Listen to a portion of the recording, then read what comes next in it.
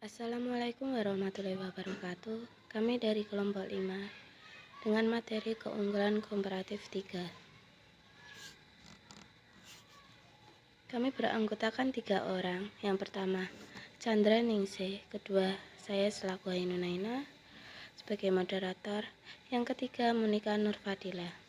Prodi Ekonomi Syariah 4B, Fakultas Syariah dan Ekonomi Islam, Institut Agama Islam Pangeran Diponegoro, YAIPD Nganjuk. Bab 5 Keunggulan Komparatif 3. 3 faktor yang menentukan atau mempengaruhi. Yang pertama, terdapat jumlah faktor produksi yang berbeda antara negara, faktor endowment. Yang kedua, kenyataan bahwa seseorang mempunyai kemampuan untuk memproduksi barang tertentu lebih efisien daripada orang lain, adanya economies of scale. Yang ketiga, adanya perbedaan dalam perkembangan teknologi tiap negara, technological progress. Itu dari 3 faktor yang menentukan atau mempengaruhi. Faktor produksi yang tersedia Hacker-Ollin.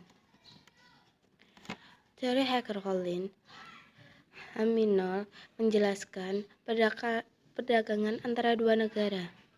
Teori ini mengemukakan bahwa suatu negara akan mengekspor komoditi yang produksinya memerlukan lebih banyak faktor produksi yang relatif, melimpah, dan murah, dan dalam waktu bersamaan akan mengimpor komoditi yang produksinya memerlukan lebih banyak faktor produksi yang relatif langka dan mahal di negara tersebut.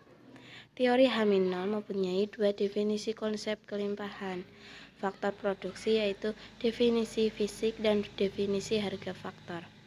Pertama, 4 faktor golongan produksi sumber daya alam. 4 faktor golongan produksi. Yang pertama, sumber daya alam, sumber daya manusia, sumber daya modal, dan entrepreneurship. Yang kedua, perbedaan faktor produksi menyebabkan timbulnya comparative advantage. Contoh, Saudi Arabia memproduksi minyak dan Jepang tidak. Hacker-Ollin dan realita. Suatu negara cenderung untuk mengekspor barang yang menggunakan lebih banyak faktor produksi relatif melimpah di negara tersebut. Negara yang berpendudukan padat tetapi relatif kurang memiliki faktor produksi kapital cenderung mengekspor barang-barang padat karya. Negara-negara yang memiliki faktor produksi kapital dalam jumlah yang relatif banyak mengekspor barang-barang padat kapital. Amerika Serikat, Jepang, Inggris. Kesemuanya ini secara umum sejalan dengan ramalan dari model Hacker-Ollin. Ramalan dari Haminol yaitu suatu negara cenderung untuk mengekspor barang yang menggunakan lebih banyak faktor produksi relatif melimpah di negara tersebut. Namun, ada 2 keadaan yang bertentangan dengan ramalan ini, yaitu kenyataan bahwa volume perdagangan negara berkembang dengan negara industri lebih kecil daripada antara negara industri sendiri. Adanya paradok Leontief diambil dari ekonomi Wasili Leontief Harvard. Bahkan Amerika Serikat mengekspor padat karya lebih besar daripada barang impornya. Economy of scale. Economy of scale adalah suatu keuntungan yang diperoleh karena adanya suatu peningkatan produksi, peningkatan output, dan sebagainya. Tidak jarang sebagai peneliti jumpai adanya barang yang biasa produksi per unitnya menurun apabila diproduksi dengan jumlah yang besar. Gejala decreasing cost semacam ini banyak dijumpai dalam proses produksi barang-barang industri.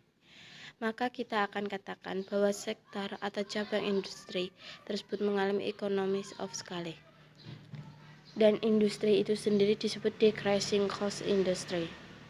Bagaimanakah dari segala negara yang pengimpor, khususnya bagi negara yang mempunyai pasar domestik yang kecil? Membeli barang tersebut di luar negeri menguntungkan. sebab harga per unitnya lebih rendah daripada seandainya negara-negara ini dimulai memproduksikan sendiri dalam skala yang kecil.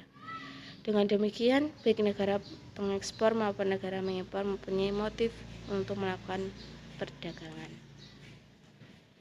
Ada beberapa bagian dari economy of scale.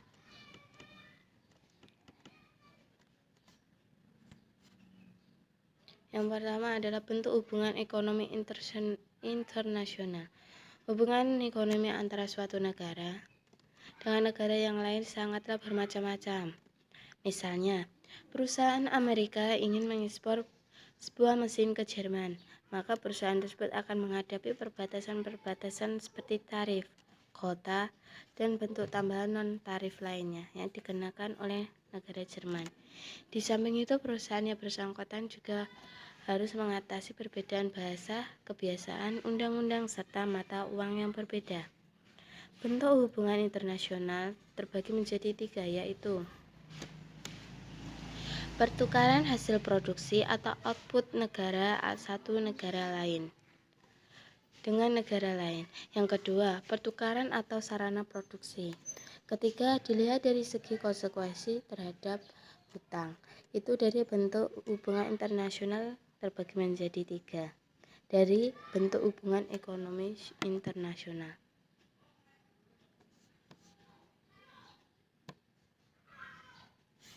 Yang kedua, pasar modal internasional. Yang B, pasar modal internasional. Pasar modal yang memiliki peranan penting dan luas dalam perekonomian modern, karena ada seperangkat aturan yang mengatur individu dan perusahaan melakukan pertukaran uang saat ini dengan janji akan dibayarkan di masa depan. Sejak era 1960-an, perdagangan menghubungkannya dengan negara maju. Krugman, tahun 2003. Pasar modal internasional sangatlah berbeda dengan pasar modal domestik. Banyak peraturan yang diberlakukan oleh negara pada investor asing. Mereka menawarkan peluang untuk menghindari peraturan yang berlaku di pasar domestik. Salah satu resiko yang terjadi pada pasar modal diantaranya ialah fluktuasi nilai mata uang yang berpengaruh pada kerugian seorang investor yang memegang bond, di mana nilai mata uang tersebut jatuh terhadap mata uang negaranya. Yang kedua, default nasional. Suatu negara mungkin saja menolak untuk membayar hutangnya, mungkin karena tidak bisa dan tidak ada cara efektif selain membawanya dalam pengadilan untuk menegakkan hukum yang berlaku. Santriana 2016. Itu dari pasar modal internasional. Adanya perbedaan dari cakupan wilayah. Cakupan wilayah itu dari perdagangan internasional terdiri dari beberapa negara yang bisa terdapat di penjuru dunia, bisa bersifat unilateral dan multilateral. Itu dari cakupan wilayah dari perdagangan internasional. Apa bedanya dengan perdagangan domestik? Hanya dilakukan di beberapa wilayah yang masih dalam suatu negara. Itu dari cakupan wilayah. Yang kedua, metode pembayaran. Dari metode pembayaran di perdagangan internasional dapat dilakukan dengan berbagai jenis mata uang sesuai kesepakatan. Dari perbedaan domestik, hanya menggunakan satu jenis mata uang yang berlaku dalam negara tersebut. Itu dari metode pembayaran. Peraturan hukum. Dari peraturan hukum, perdagangan internasional harus mematuhi dan tidak melanggar hukum, serta aturan yang diterapkan negara yang bersangkutan dalam perdagangan internasional. Perdagangan domestik hanya mematuhi aturan yang diterapkan di satu negara saja. Itu dari peraturan dan hukum. Mobilitas faktor produksi. Dari perdagangan internasional, mobilitas faktor produksi relatif lebih sulit karena negara berbeda. Mobilitas faktor produksi. Dari perdagangan domestik, mobilitas faktor produksi relatif lebih mudah karena masih terdapat dalam satu negara.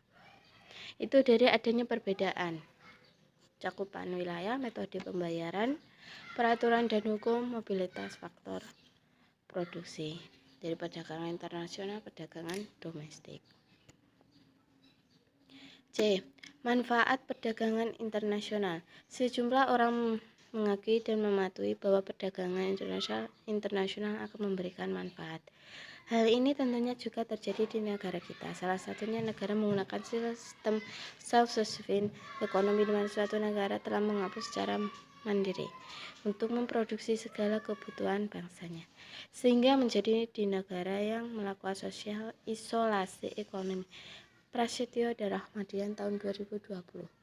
Ada banyak pandangan yang tentang perdagangan dalam ekonomi internasional, yaitu bila negara melakukan perdagangan menjual barang atau jasa satu sama lain, maka pertukaran tersebut selalu memberikan manfaat.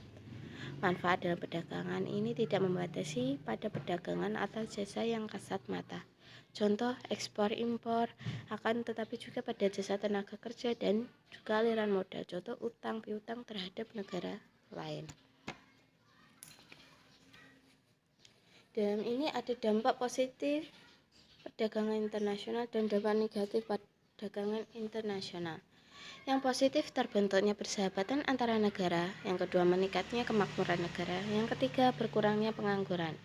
Sedangkan negatif, produk dalam negeri semakin menurun ketergantungan terhadap negara maju.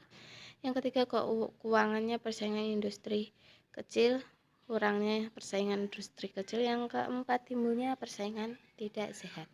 Itu positif dan negatif perdagangan internasional. Yang D, kemajuan teknologi. Teknologi yang mempunyai sifat yang menarik dan banyak ulasan yang berbeda tentang teknologi. Dari teknologi dengan kemajuannya bisa menemukan berbagai banyak dan meningkatnya kuantitas sumber daya alam, dan pada akhirnya penemuan-penemuan sumber baru. Dengan kemajuan teknologi mempunyai dua dampak, yaitu dampak baik dan dampak tidak baik. Dan kemajuan teknologi memiliki beberapa sifat, yang diantaranya yaitu yang pertama labor saving, yang kedua capital saving, yang ketiga natural resource saving, yang keempat pengembangan produk baru. Yang E, pandangan lain mengenai peranan internasional. Teori atau pandangan seorang yang memiliki perbedaan dalam perdagangan internasional dari para ekonomi yang tergolong mayoritas dalam cerita yang akhirnya menimbulkan monopoli perdagangan karena adanya perselisihan yang saling menguntungkan dari beberapa pihak lain. Dalam meraih keuntungan berbagai cara yang akan dilakukan. Adanya pandangan yang berbeda dan memiliki unsur kebenarannya, yaitu gains from trade, yang artinya manfaat yang nyata, tapi monopoli dan eksploitasi juga bukan yang baik. Yang baik menilai kasus demi kasus. Itu yang E, pandangan lain mengenai peranan internasional. B, sudut pandang yang mana yang benar? Dari sudut pandang kan pasti banyak pendapat yang berbeda, dan pada akhirnya timbul perselisihan. Sewajarnya menyikapi pandangan mengenai perdagangan internasional, bahwa pandangan internasional tidak selalu benar dan tidak selalu buruk. Semua akan tergantung pada macam-macam perdagangan yang secara lebih umumnya. Tetap bersyukur dan jangan lupa mensyukuri apa yang ada. Terima kasih. Terima kasih atas perhatiannya. Kurang lebihnya mohon maaf. Demikian akhir presentasi kami. Semoga bermanfaat untuk kita semua. Semoga apa yang disampaikan barusan adalah awal untuk kita menerjang kehidupan. Terima kasih. Kami dari kelompok 5. Sekian pembahasan dari kami. Wassalamualaikum warahmatullahi wabarakatuh. Kelompok 5.